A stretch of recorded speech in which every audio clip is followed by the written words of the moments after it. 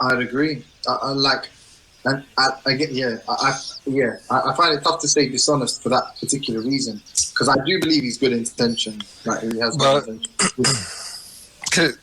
I can just point out the technical fact about the difference between honesty and intellectual honesty. This is something that deeply affected me my whole life. So basically, what it comes down to is that normally when you talk about honesty, you're talking about your dealings with other people. By definition, you're talking about that.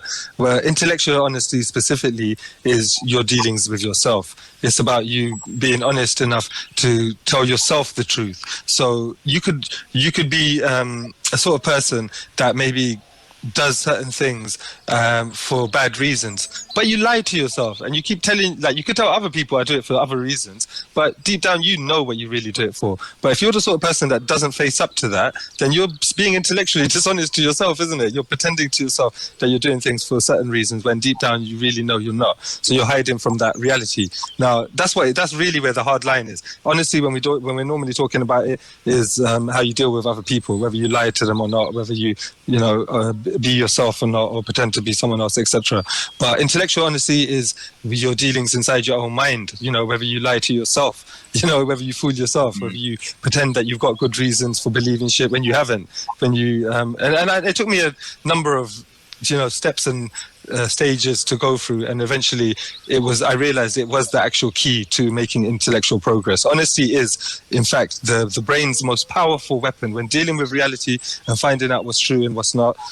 Honesty is the most powerful weapon, because everybody can just delude themselves in fairy tales and fantasies, and the only way to get anywhere with actual reality is through intellectual honesty. And the reason why science and the scientific method is so powerful and useful is because it essentially and inherently is based around that aspect of philosophy. That's what science conquers: epistemology. It just literally conquers it, blows it up. So yeah, anyway, carry on. Yeah, I think that's a interesting way of looking at it. It makes it kind of tricky to tell whether anyone is ever being intellectually dishonest, though, because someone could sort of not admit to something, and that could either be because they're lying to themselves as well, or they could admit it internally but just be lying to you and claiming that they don't admit it. So yeah.